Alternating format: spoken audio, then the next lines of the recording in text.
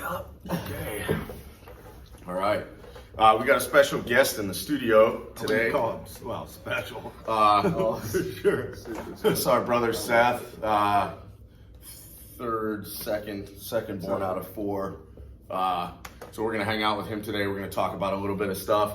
The first thing we wanted to talk about a little bit today was training in jiu-jitsu. We get a lot of questions about this because Matt and I do, well, and Seth, we all train jiu-jitsu, and Seth used to lift weights.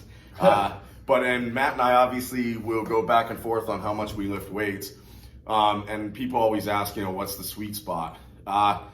It's a tough one. We've talked about this a little before. There's not really a perfect sweet spot. A lot of it depends just on how much you're training and what your goals are. So if you're ramping up for competition or something like that with jiu-jitsu, then that should be your main goal.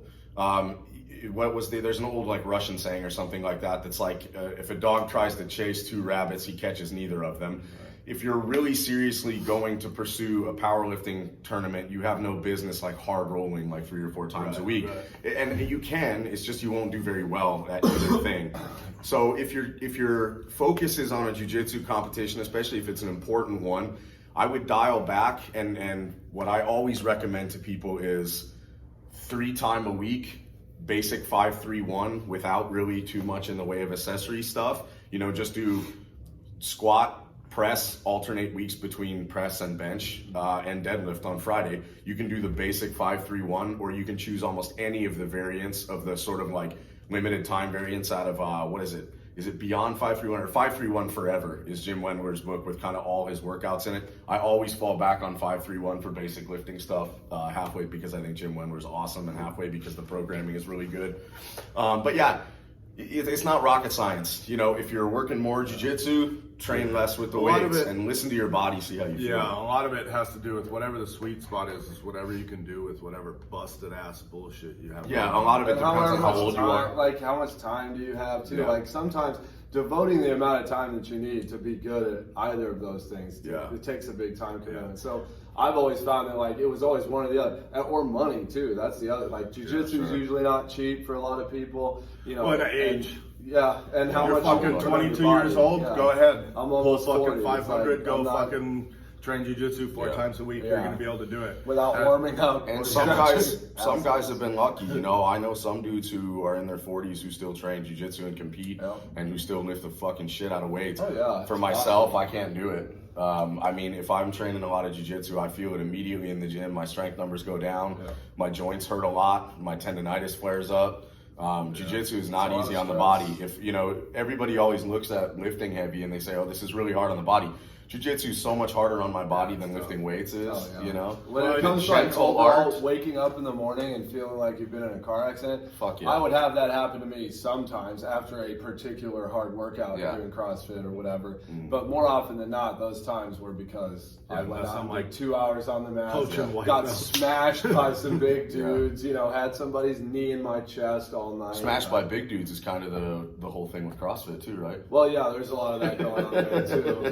Not that bodybuilding is exempt from that. No, hey, that was I was hanging out with my buddy Andrea, and he was interesting wallpaper there, because it's Mike Menser oiled up or whatever, and I was like, hey, I got my goals set, and he was like, hey man, I'm a bodybuilder. You don't have to cover the fine line of homoeroticism to me. I bodybuild. And it is a fine line. Yeah, for me, this is the kind of the beginning of competition season for me. So the first big one, Pan Am's in March.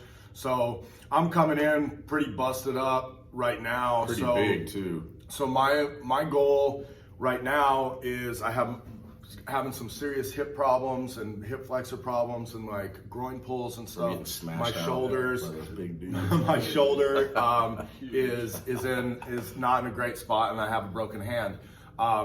So I'm looking at using this time. Using Bar January. fight's not great training. Right. My hand, I don't know if you can see these fingers right here on this hand right now, but it's pretty fucked up. Sausage. So I'm using January as kind of a preparation workout to get my body ready to the point to be able to train as hard as I'm going to. Right. So the one good thing, people will always say, can't do this or I can't do that. But one of the things that I know that I can do is a ton of the kettlebell stuff and a ton of banded stuff. It's not going to be super high intent. It will be high intensity, but not super high impact. And it will allow me to kind of prehab, which is kind of a gay word. Prehab, less gay in. It sounds a little too much like rehab, and that means no drugs, which is a problem for me. Surgery and drugs. But yeah, so I'm going to be doing a lot of stuff like that just to get my body back in shape to try and be able to handle the amount of training that I'm going to have to do to get to the comp. Long story short, like, just listen to your body and dial back what you need to dial back. And there's no, like, again, it's not rocket science. There's no sweet spot. Just listen to it. If you start to feel overtrained, ask yourself, another prehab word, everyone always says they're overtrained, but once you've been training for a while, you know whether you're actually overtrained or whether you just hurt. I wake up, I hurt all the fucking time, but that's because I train really hard, and that doesn't mean I'm overtrained. It just means I'm being a pussy, probably. Running. Let's talk about why that's gay. Running, I've never been a runner in my life, but a lot of us who are doing the Werewolf Elite thing are getting ready to do a 2-mile run. Training for a 2-mile run, which sounds like absolutely nothing, but I hate running more than I hate running more than I hate, like, some fucking commie kid trying to tell me that real communism's never been tried. I hate running more than that. And that's a lot. That is a lot. Well, real communism has never been tried. The dreadlocks always. Actually, bro, plenty of white people had dreadlocks in history, so this really isn't cultural. So can we just agree that it hasn't been tried? Real capitalism has never. So we're doing this whole running program. Running sucks. Everybody knows running sucks. Everybody knows that, like, long distance running sucks even worse. 2 miles is not considered long distance for most people. For me, it's like an ultra. Anything over 200 meters. For me, it's an ultra. Long distance. So that's one of the other things that we're kind of like working into things right now. Is it's jiu-jitsu, it's lifting, it's running, and all those things kind of beat you up. So you know, we've been trying to work on this. So one of the things that we're going to be doing actually this week, I think, is Matt and one of the other guys are going to be putting out some. Here's some basic running program stuff for you guys. We're going to hit the email list. That's the Werewolf email list with that. So if you're not signed up for that, just go to the website and an annoying pop-up will prompt you to sign up for the email list. We're just going to send out some basic stuff for those of you guys like me who have never been runners, who really kind of, it's for me, it's sort of like lifting weights for the first time. I have no idea what I'm doing. And so I've really been leaning on these guys to kind of show me, like, what is good progression? How fast should I be running when I start out? Why do my shins feel like they're about to fucking tear themselves out of my body? Why do I get home and want to fucking hang myself with a rope more than I usually do? Right. And so we're going to send out some basic running stuff for those of you who are doing that or who just want to run a little bit more in the coming year. I talk a little bit. I have some YouTube videos on my channel where I talk not so much about running progression, but just why I run, why I enjoy it, some of the mental sides of it. So if you want to check out some of those, I have some YouTube videos on why I don't and why I don't enjoy it. But, it's kind of like. But I'm also doing trying to get ready for the Spartan Ultra. I'm the same as you. I fucking hate running. Yeah. It's 13. It's a half marathon. You did CrossFit, but you guys don't run a ton in CrossFit. 400 meters. 400s usually. 800 would be like if there was a 4 rounds for time. You have a 400 every one of those. What is that in American? I don't know. That's a lap around a track. 400 is Was it a quarter mile? So it's a quarter mile. But that's a sprint. I ran the 400 in high school. Yeah, like a 200 and 400 is like you run 80% and then you kick, and that's it. That is the most 400 meters is like the most fucked up run ever because there's no pace. It's an all-out sprint. Pretty much. You hit the last straightaway, and you're basically crawling. Yeah. But so you don't run a lot. So this will be sort of like you've actually got to kind of train for this. Yeah. How long is the Spartan Ultra? It's 13. It's a half marathon, so what a 13, whatever, and it's up like 4,500 feet. Our buddy, I should put you in touch with our buddy Shane. 30 obstacles long. It's like in June. Well, Hunter McIntyre is one of our sponsor athletes, and he's like 6-time world champion.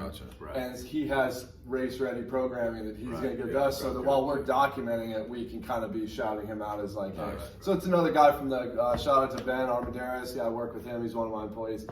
He's going to do it with me. He's an MMA guy. He's going to train with me out there in Evergreen. That'll be So, fun. Keep us super posted cool. on that. I will be putting out a bunch of videos. Well, that was another thing too that I kind of forgot to touch on. I wanted to shout out to Darko over there in Serbia, because a lot of the things that people are mostly afraid of, it starts to happen. Say you ramp up your jiu-jitsu more, or you're running more, or whatever, and they're like, "Oh, I never want to do that because you'll lose BMI or not BMI, but like you'll lose mass, like lean muscle mass, and you'll lose all your power." Darko just cut from, I don't know what he was, 180 something, and he just cut down to 169, and he's still benching 315, squatting like 385, but easily had 405 and pulled like 485 at 169 pounds after a really hard cut. That's great. I just wanted to say, he looks phenomenal. Right on, He looks Darko. he looks so much fucking he looks better bigger than at he did when he 169 was than he He's did. probably harder to kill today. But here's the thing. The guys who are afraid of losing their power are dudes who are always like 245, who have like a barely over body. Yeah, exactly. They have bullshit numbers. And you're like, bro, you would be just as strong, because all of that stuff you're carrying around that thinks is your man mass is just your fucking fat, and what are your, shitty, like what is your milk power? Strong. Unless you're pulling 800 pounds. Are you really that power? What are you doing? They're training at Guy Heaven, drinking a gallon of milk a day. And doing nothing with, and going back. What's more important, Seth? To have a six pack or to be able to lift an Atlas? To have a six pack. You're still I have 100% hit all of my PRs at my lowest. Yeah, I've never, I mean, I've seen changes, for sure you see it. I'm not disputing that at all, but like, yeah, well, if you're talking about squatting 405 or 385, who gives a shit? Yeah, being lean. You're not that strong anyway. Right, I mean, you could look stronger with the six pack. Yeah, that's what I was going to say. Fool people into thinking. I'm 195 pounds right now, and was benching 385. At 174 pounds, I was benching 350. Yeah. It's not... It's like, what do you want to be? Yeah, exactly. You shouldn't let that factor in. Calling jiu-jitsu matches a fight. We had this written down. This is very popular. If you're Brazilian, just go ahead and turn the volume down for this section, because we know you all do that. So. So we were talking about this the other day, and there's always the back and forth with jiu-jitsu guys, striking guys, MMA guys, and one of the things that I actually agree with the MMA guys is they hate it when jiu-jitsu guys are like, yeah, I'm training for a fight, and you're like, are you training for a fight, or are you training for a grappling competition? Because that's a match, right? Not a fight. Not a fight. A fight. What belch are you? What belch? 5 belch. The respect level that has to be there in order to maintain. But yeah, one of the things we were talking about is that you'll have all these jiu-jitsu guys, and they talk about jiu-jitsu being just as effective as anything for a street fight. And you're like, well, it is effective in a street fight, but it's not as effective as something that incorporates striking. Well, and it's also in a street fight, that's a fight. That's a fight. That's an actual fight. That's not a match. Right. Yeah. No, I agree. It's infuriating. And I'm a jiu-jitsu guy. I've never done it. For you guys I've never really trained. I mean, a little bit here and there, but like, I'm a jiu-jitsu guy, and it's infuriating. Sure. You know, because it is as a sport, and especially as a sport jiu-jitsu guy. Exactly. Like I'm also a competitor. You know what I mean? I'm a competitor. I'm an athlete. Yeah. And I'm doing, when I'm on the mats, I'm competing in a longer plant base, right? And so that's a match. Right. It's a competition match. Right. If you guys are interested in that kind of like traditional jiu-jitsu mindset stuff, we really like a page called Old School Jiu-Jitsu, and they just put out a book called Old School Jiu-Jitsu Manifesto on their website that's really, really cool. And there's a lot of stuff in there that's just, it's a killer book for one, but a lot of the mentality stuff and the attitude in there is really cool. Yeah. It gets into sort of like, the dojo hopping stuff and whether that should be or shouldn't be something that exists nowadays, but also just has this sort of really hard-nosed kind of vibe that if you've been doing jiu-jitsu for a while, or even if you've never done any but you're thinking about it, go on Old School Jiu-Jitsu and get that book. Yeah, I've gotten a chance to roll with that dude, one of the guys who runs that page. Yeah. And that was one of the things that gave me like a high amount of respect for it. Sometimes you get respect. You get wrapped up in certain lineages, and you get respect for like certain people that are down the line. And I had never trained with anybody who was like Carlson Jr., right? Yeah. And I remember after training Carlson. Carlos is the older guy. Gotcha.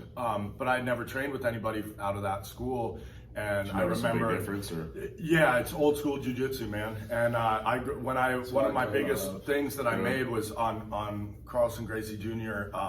Videotapes, the black belt videotapes. Oh, okay, I remember those. Yeah. And I still in my head, very good, Conan. Very good, Marcelo. And like that's still in my head. And I remember after meeting Brian and getting to roll with him and stuff like that. When I was at Pan Am's, I got to meet Carlson Gracie Jr. And I was able to kind of bridge the gap, being like, hey, I know one of your black belts, and he's like, oh, Brian, and so now he recognizes me when I'm at events, and he'll come up and say hi to me, and so that's I mean, talk about a fucking legend. You know? Let's talk jiu-jitsu too. Here we're doing an open mat on New Year's Eve on the 31st. That's going to be starting at 11 p.m. I know that's pretty late for a lot of you guys on a Tuesday or whatever, but if you got New Year's Eve plans anyway, come down here and start out over here doing something cool for New Year's Eve instead of getting drunk with the amateurs. And then we're doing another open mat here January 25th. We're bringing in a dude. We're gonna make it free for the public. Obviously, just like any other event that we do, we're gonna over deliver. We're gonna take care of the payment for the dude and everything.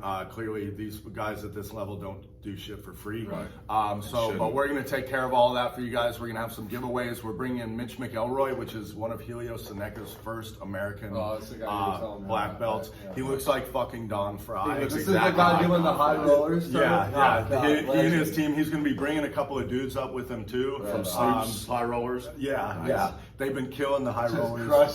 For those of you guys who don't know about high rollers, is like it's like you have to get high to roll or something like that. Yeah, smoking at the and then when you win like 2 pounds of weed. Is that not normal for every time? Well, that's very normal for jiu-jitsu. But yeah, so it's going to be really good. We're going to do an open mat with kind of a loose seminar from him. I'm excited to get to meet him and roll with him and some of his guys as well. And then that's January 25. Yeah, that's going to be a Saturday. And then Sunday, what we'll probably do for people who are still in town, we'll kind of probably maybe run a little smoker. What time is that going to be, Matt?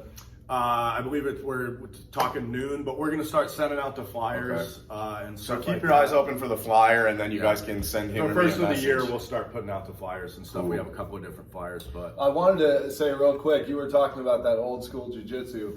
I was lucky enough when I first got into jiu-jitsu as a Chris Howder guy. But then I went, who's awesome, and I got to do 2 seminars. When I was first getting into jiu-jitsu and watching those documentaries, I can't remember which is the one that has him in it a lot. I think is it Roll? He's in both. But I just was like, man, I'd love to train with that guy because he just seems so cool. Yeah, he's awesome. He has a bunch of badass seminars. He really does, full seminars. But I went from that, and he's old school anyway, but from that I went to a Helson school. That's where I actually started in the gi and got my blue belt from Helson. But Helson is so committed to that self-defense, old school art of it. Like he at his seminars, if you've ever been to one, like he's got the fake knives and the gun to the point of ridiculousness. I don't like it, but I'll do it because I like what it embodies, and that's the traditional. It can be fun. It can be fun, like if you're drilling and somebody throws a trainer in and somebody's grabbing for the knife and you go to control the limb. That's cool. I just don't like having to hold my hand. It starts to feel. It starts to feel like Taekwondo shit. But I got a lot of my game, of that control top game. Stop playing from the guard all the time. From that school, that top game that I had is because of the Helson school, a Helson black belt, because of that importance that he places on like good position, top game as a self-defense. We were just talking about how crazy it is now. You know, you see so many guys now who train jiu-jitsu, you know, celebrities and all the rest of this stuff, but a couple of the guys who have been in it the longest, celebrity-wise, everybody knows like Al Bundy from what's his name, Ed O'Neill. But he's been a black belt for a long time. Sean Patrick Flannery. Sean Patrick Flannery from he basically helped start Paragon. And then everybody knows like some of the more modern guys, Keanu Reeves and stuff. But one of the guys we were talking about was Harley Flanagan from the Cro-Mags. Harley Flanagan's been training jiu-jitsu since I think the 90s, and he got his black belt under Renzo Gracie, and he's an instructor at Renzo in New York. And I was just thinking how cool it would be, because I love the Cro-Mags so much, you know, to go up there and be able to train with him. But you know, it's wild. Some of these guys have been training since before it was popular, before anybody even knew about it. And these guys were like got their black belt in '96. That means they were training before fucking. But one of the things that we had been talking about when we were getting into this was that, you know, when we were teenagers, you'd get into a fight and it was a fight. A lot of it came down to heart and if you had some striking and stamina, cardio. And got hit first. Well, and the guys who fucked shit up were dudes who had some boxing or if they had been a wrestler. And then I was laughing because the other day I was talking to this dude and I said, just had to fight for their life against this guy the entire time they were growing up. And you know, I was outside of a bar a couple years ago and some guy decided that he wanted to get a taste. And as soon as I started, you know, I wasn't thinking about anything. I was sober and was like, this guy's young, whatever, fuck him. I was like, oh, he like did like the wrestling thing, you know, he's like crouched down. And as soon as it registered in my mind, I was like, oh, fuck. And I got double leg tick down and was like getting blasted. But then, you know, used like a half guard sweep or whatever to get out from under, and then started piecing him up, and then his friends jumped in or whatever, and it turned into a bigger thing. But, you know, we were talking about now that it's so much more common to run into guys who train. That even if you're out, if you're bouncing up at a club or if you're doing whatever, you know, and you run across a group of dudes, you know, the chances of guys who are out there now who have some kind of hard crew, the chances that they train is really high. And so it was one of the things we were admonishing a lot of the guys. We had been having a conversation with somebody because we had kind of head checked one of the Op Werewolf guys was kind of acting really hard or whatever online. And one of the guys from our crew was like, bro, do you even train? Because at a certain point, if you run into that guy, I know he fucking trains and he's gonna fucking rape you, like for real. And you know, everybody who's out there, you know, you gotta train something. There's an amazing story, and I may have mentioned this before. I think it was on the Joe Hogan show. It was a guy who was an MMA guy. He was an MMA guy. He was a purple belt. He's cruising on the fucking highway, and some dude like cuts him off or does some shit, flips him off. No, he wasn't. Wait a second. He did have a chimp. He did have a chimp in the back.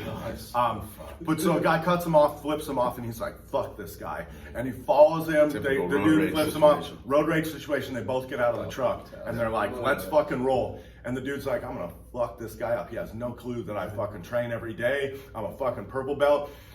About 30 seconds in, he realizes that the other guy's matching him pretty well. And they got into it for like a minute and a half of like some good exchanges. Straight out. Of like a minute and a half of some good exchanges on the ground and stuff like that. And then they both just kind of stopped.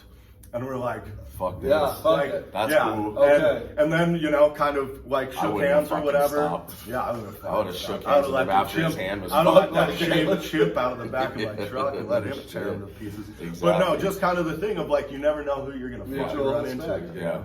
But for sure, you know, you do never know these days, and if a guy's got a gun, that's one thing. But you know, having jiu-jitsu in a street fight's like having a gun if the other guy doesn't have any, and if you don't want to be the guy that doesn't have the weapon.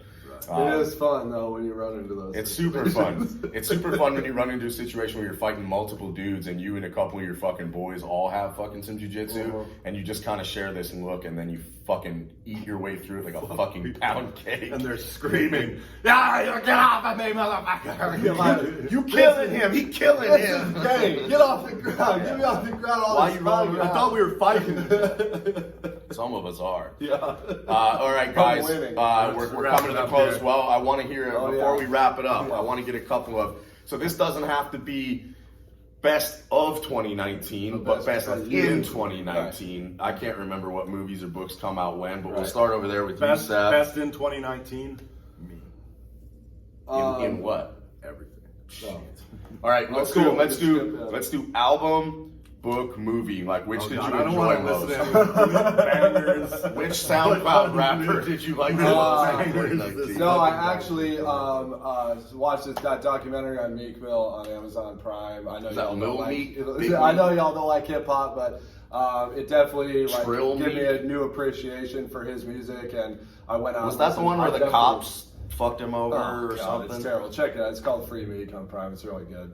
Even if you're just anti-cop, you don't have to be pro-rap. And if you're not, what you doing? Why are you watching this? So I would say, yeah. If you're the cop that came up to me the other day and was like, "Hey, you're cool." Oh yeah. Okay, man, it's cool. But you're cool. Yeah, whoever that guy was. So yeah, I would say for album, I would say Meek's album this year was one of the better. It was lit. Yeah. Would you say? It was dope. Lit, fire. All right. What about books? Books. I'm actually. This is an old book that I had gone out. Elmore Leonard. Oh. Is a great writer like Jackie Brown, very Tarantino. A lot of his movies or books have been made into movies. He's got the Underworld, the American Underworld trilogy. It's historical fiction, but it goes through the 60s. Yeah, and it goes through. It's kind of his magnum opus. I had only ever read American Tabloid, the first one, but there's Bloods Are Over and The Cold 6000, the other two. Yeah, that sounds cool. I went through those. It's basically three rogue law enforcement agents who are kind of orchestrating the Kennedy assassination, Bay of Pigs, all that Cuban shit, all the way kind of through into the 80s. That sounds I'm going back now and starting over on Audible because Matt turned me on Audible, so I'm listening to a Tabloid, but finishing that trilogy up this year. I can't do Audible. We'll see if I can. My attention wanders, or I'll be doing stuff, and then I'll realize I've missed 2 pages and I have to go back. Yeah, I'm semi-buddy illiterate and can hardly play. Yeah. We know. So, what about the movie-wise? Movie-wise, I didn't. We were joking around. Shot Caller 3 years in a row. For real, great movie. But yeah, that was actually let's get down to it. Awesome. I would say I didn't really see that many it was a lot of series. How did you feel about Witcher, Game of Thrones? I am a Game of Thrones fan. I won't watch Witcher. I won't watch. There's an outlet. Y'all are talking about Witcher so much online that you've made it so I can't watch it now for 3 years. I can't watch it. I'm not that much of a hipster that I won't watch it because I won't fucking watch something that people like. I just won't watch it because it looks like it's going to give me fucking AIDS. When other people say they like it, I know it'll give me AIDS. So instead of saying a movie, I'm just going to throw out a couple series I really liked. If you're into history, the greatest events of World War II in color, awesome. The Ken Burns Vietnam documentary on Netflix, which dropped on Netflix this year, incredible, 10 hours. Did you check out that They Will Not Grow Old? Yes, that was also very good. And then my homie over here, Matt, turned me on, and I binged 2 seasons of Yellowstone while I've been here. Sons of Anarchy, Montana. Sons of Montana. Yeah. That's awesome. Every problem could be solved by this murder. Kevin Costner. By the way, I love it. I loved it. So that was about 3 that I really enjoyed this year. What do we do? Album first? Or? Yeah, go album. I've listened to that Peste Noir Split album about 6 million times. And it's fucking good every time. 6 million more times I'll probably listen to it. It's fucking good. But yeah, that Peste Noir Split's fucking awesome.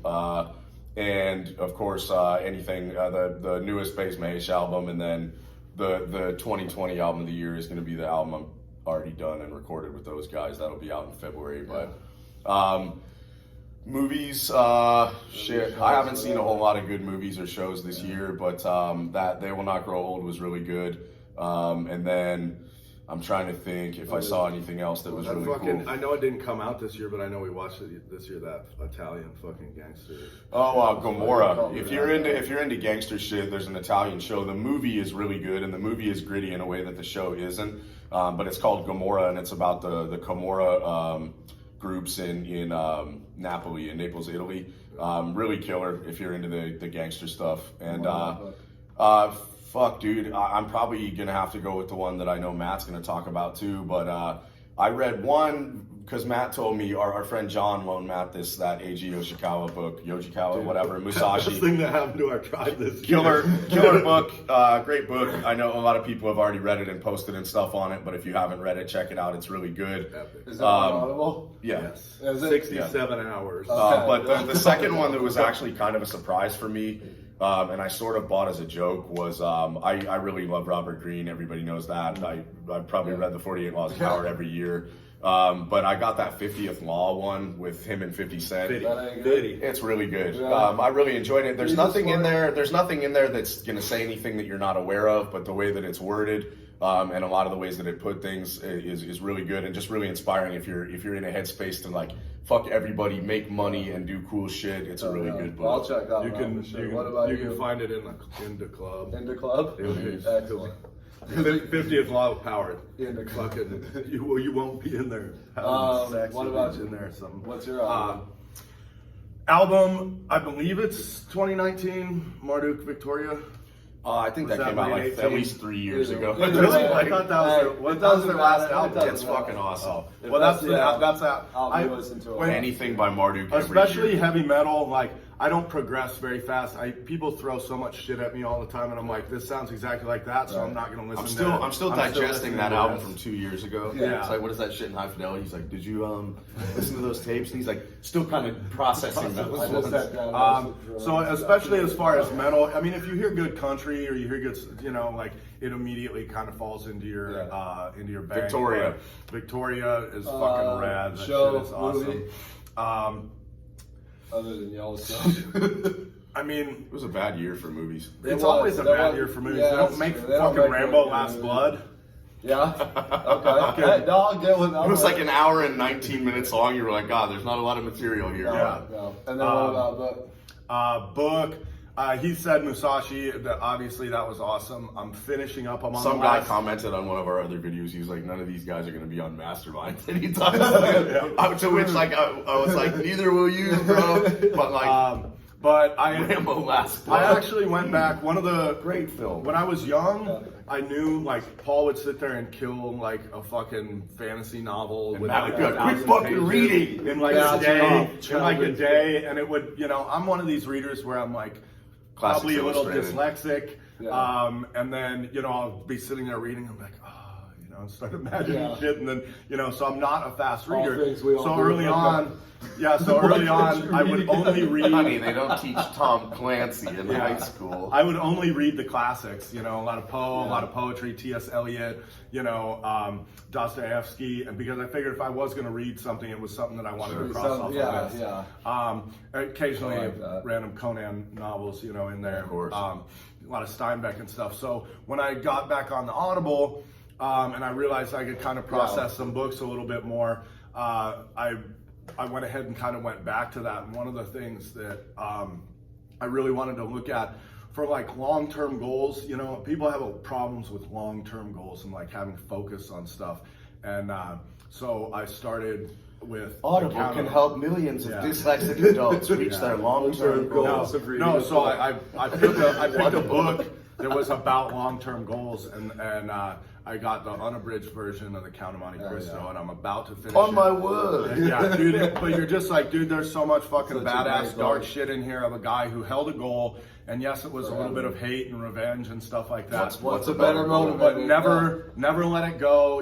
Everybody has this idea of like, did he get soft in the end? And Mercedes is like, oh, you have to forgive me. And he's like, he kind of forgives her, but he's like, no, fuck you. Yeah. Frailty thy name is woman. You waited 3 fucking months. Yeah. Like, fuck you. Fuck everybody. In the movie, he just forgave her and was like, Mercedes. Yeah, and then he got back with her. Out version. And, duels, a lot of like very intelligent Count of Monte Cristo stuff. Yeah.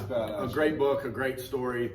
And just a fucking hardcore What's dude. the matter, Einstein? You couldn't read Shakespeare? Wagner movie night movie? Tonight. Yeah. But what's the choice? Is Jeremiah Johnson, Last of the Mohicans, Legends of the Fall, or what? I put in Elysium in there, but that's not one of the classics. I wanted 12 Monkeys on there. I thought that fit into that category. Jeremiah Johnson. I gotta go Jeremiah Johnson. That's kind of what I was leaning towards. Last of the Mohicans is a classic. In which movie do more Indians get killed?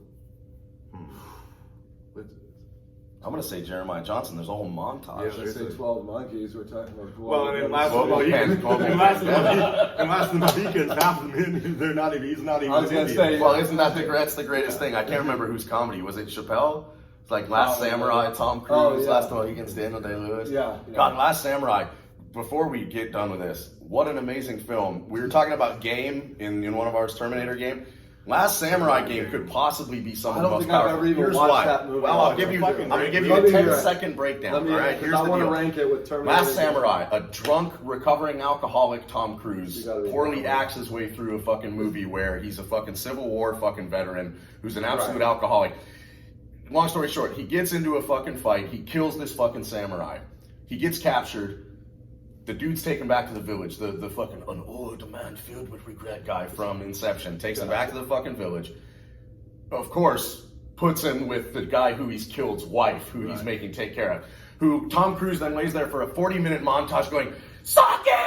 Sake!" Because he's an alcoholic, right? So she gives him sake. She doesn't want him in the house. He eventually wins her over, fucks her. She gives him more than sake. She gives him her fucking dead husband's armor, and he goes out and saves Japan. Okay. Saves Japan and becomes the last samurai. Out. Right, the last samurai, again, it's like Last of the Mohicans. Last Samurai is referring to the Japanese guy in the movie. Well, just like Last of the Mohicans is referring to Chingachgook. Right. But it seems like it's referring to the white savior. So really, but the game is kill the guy. Kill a guy. Go to his wife's house. She has to help you through. You have to be addicted to heroin or something. Save your life. She gets you off heroin. Then smash have her give you all of her husband's shit. That's right. Okay. And then you kill. That has to move into the top. Then you kill her with her It husband's certainly gun that she outranks gave you. Terminator. Well, Terminator game, you gotta have the kid. Very Take high a level. life, give a life. We're gonna come back with some more game. Vanilla Sky game, possibly. Vanilla Sky Could be a game, good one. yeah. But all right, guys, train hard, and hopefully you guys, even if you don't make it down here, if you're in the area, hit me up if you want to come train on New Year's Eve instead of getting drunk. But even if you guys are in another area, calendar 25th January. Even if you're in another area, do it with us. So check in, drop a post on social media or whatever. Start your year off a kick-ass fucking way and cross over fucking midnight lifting weights or rolling or doing something awesome. We'll talk to you guys soon.